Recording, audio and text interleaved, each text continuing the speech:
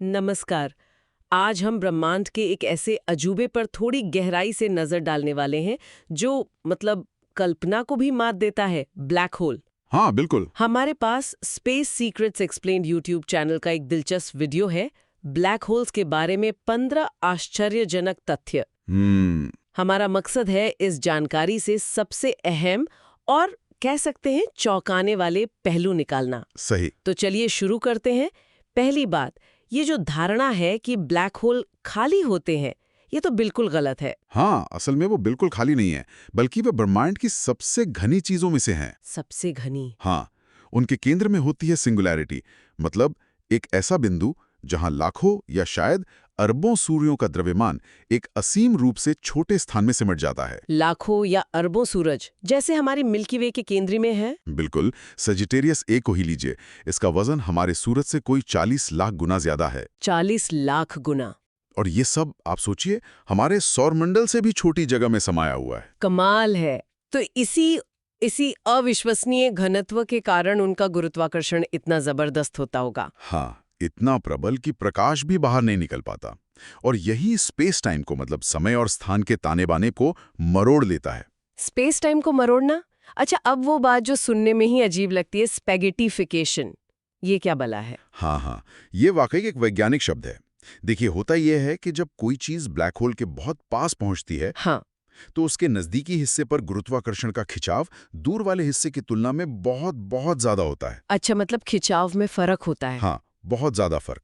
इसी जबरदस्त अंतर को टाइडल फोर्स कहते हैं। और ये उस चीज को खींचकर एकदम लंबा पतला बना देता है। जैसे? स्पेगेटी। बिल्कुल। जैसे स्पेगेटी, इसीलिए ये नाम पड़ा। ये सिर्फ कल्पना नहीं है, सच में ऐसा हो सकता है। बाप रे! तो ये किसी भी चीज के साथ हो सकता है जो इवेंट होराइजन के बहुत करीब चली जाए, वो पॉइंट ऑफ नो रिटर्न। हाँ, इवेंट होराइजन के पास वो सीमा जिसके पार गुरुत्वाकर्षण इतना ताकतवर हो जाता है कि कुछ भी, यहाँ तक कि प्रकाश भी, वापस नहीं आ सकता। उसके पास ये असर सबसे ज्यादा होता है। समझ गई। स्पेस को मरोड़ना, चीजों को स्पेगेटी बना देना। पर क्या ये समय के साथ भी कुछ करते हैं? टाइम पर भी असर होता है? हाँ, बिल्कुल होता है। ये समय को भी धीमा कर देते हैं। समय को धीमा कैसे? ये आइंस्टाइन के रिलेटिविटी थ्योरी का नतीजा है। थ्योरी कहती है कि जहां गुरुत्वाकर्षण बहुत ज्यादा हो, वहां समय की रफ्तार धीमी हो जाती है। अच्छा। तो इवेंट होराइजन के पास जहां गुरुत्वाकर्षण अकल्पनीय रूप से मजबूत है, समय लगभग रुक सा जाता है। लगभग रुक जाता है।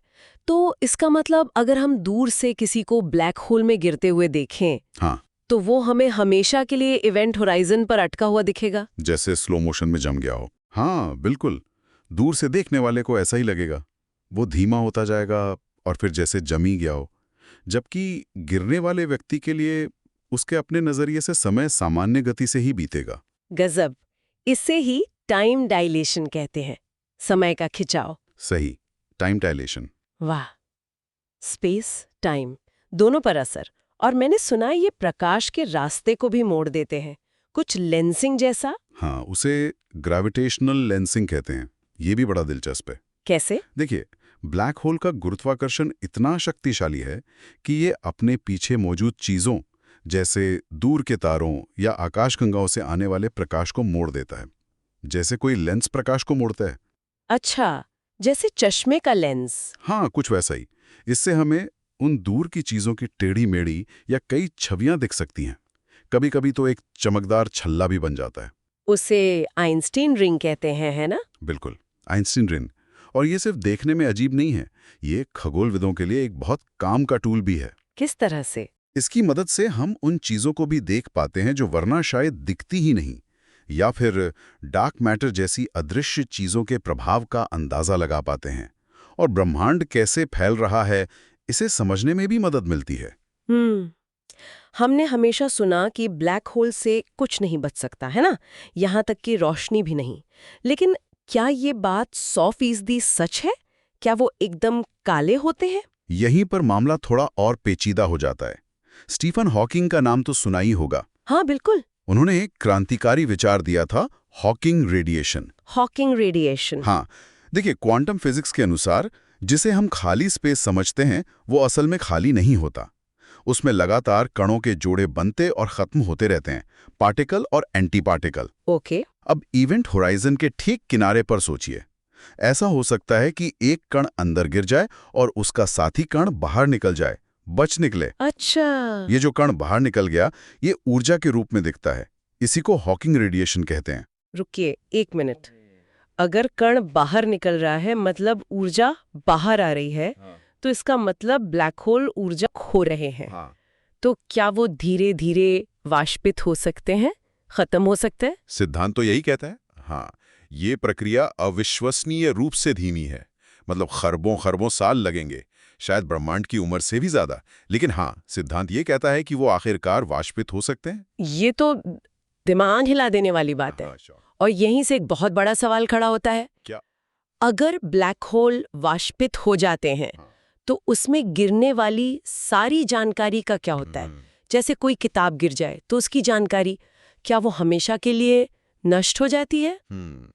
ये तो क्वांटम भौतिकी के नियमों के खिलाफ होगा, है ना?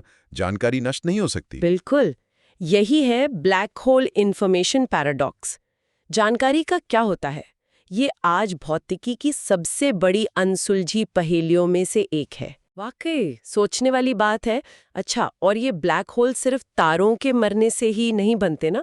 ज्यादातर आकाशगंगाओं के केंद्र में तो बहुत बड़े वाले होते हैं, सुपर मैसिव। हाँ, सही कहा। लगभग हर बड़ी आकाशगंगा के दिल में एक सुपरमैसिव ब्लैक होल बैठा है। इनका द्रव्यमान हमारे सूरज से लाखों या अरबों गुना ज्यादा होता है। अरबों गुना?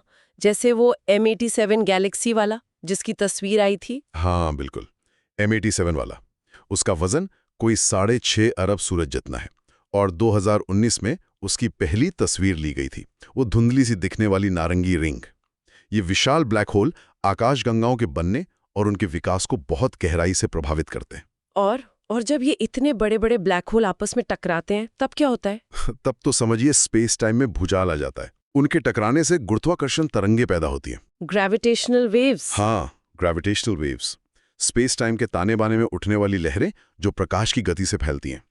2015 में लाइगो डिटेक्टर ने पहली बार इन्हें सीधे डिटेक्ट किया था। में ब्रह्मांड को देखने का नहीं बल्कि सुनने का एक बिल्कुल नया तरीका मिल गया है। ये खगोल विज्ञान में एक बहुत बड़ी क्रांति है।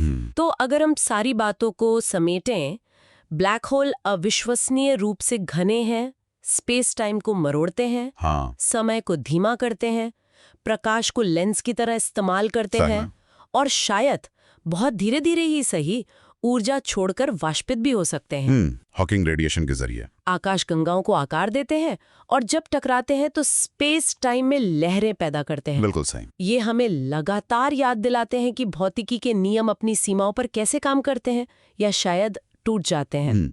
जैसे सिंगुलैरिटी पर क्या होता है, इंफॉर्मेशन पैराडॉक्स का क्या हल है। ये सवाल दिखाते हैं कि ब्रह्मांड को पूरी तरह समझने के लिए हमें अभी बहुत लंबा रास्ता तय करना है। तो जाते जाते एक सवाल श्रोताओं के लिए छोड़ जाते हैं सोचने को। अगर ब्लैक होल हमारी भौतिकी की, हमारी वास्तविकता की समझ को इतनी गहराई से चुनौती देते हैं, तो वो कौन सा बुनियादी पहलू है जिसे हम अभी तक पकड़ ही नहीं पाए हैं? क्या छुपा है इन रहस्यों के पीछे?